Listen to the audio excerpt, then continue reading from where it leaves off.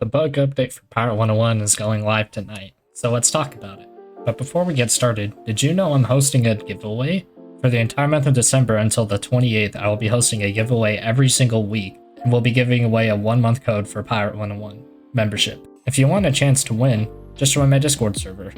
It's free. The link will be in the description below. Alright, so we got a bombshell earlier today that the bug update for Pirate101, which is the last update for Pirate this year, is going to be dropping tonight, meaning December 5th. So if you're watching this after December 5th, the update will already be live.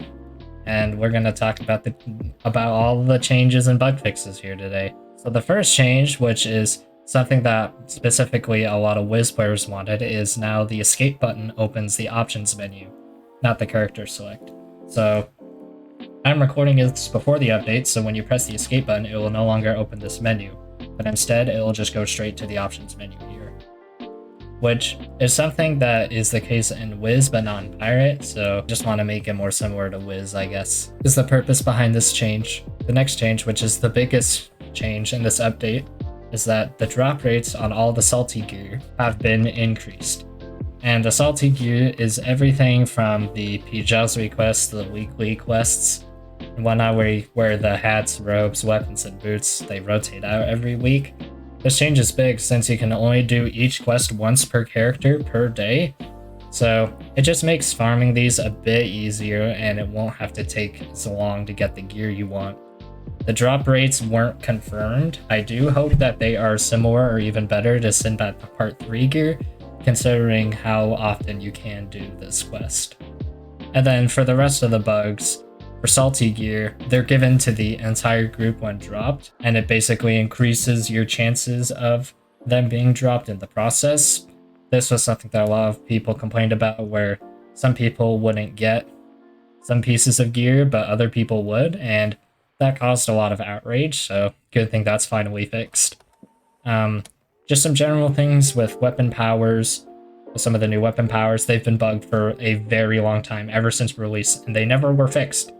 And they're finally going to be getting fixed in this update. So Weep Smash damage fixed to reflect the stated amount, which is a large increase. Phase Field Blind works in PvP and now appears in PvE. Escape Bunker barrels can now be targeted by caster, and you no longer get trapped by your own barrels, which is really good. And the smokescreen accuracy debuff now disappears when the timer says it should show. Just a lot of bug fixes with all the new power, with all the salty weapon powers. And then there's also some bug fixes from the Sinbad 3 quest line, where a lot of it is just dialogue fixes, randomized names, and one of the major ones is you're no longer pulled to enemies when you're in forced dialogue. This is one that a lot of people complained about, where they were in the middle of dialogue and then they just get randomly pulled into a fight because the enemies respawn. So that no longer happens anymore, which is a really good thing. And then Bran no longer doubles up himself with them dialogue, just a bunch of minuscule bug fixes that don't really affect gameplay as much, but a lot of people noticed and wanted to be changed. And then some more miscellaneous bugs.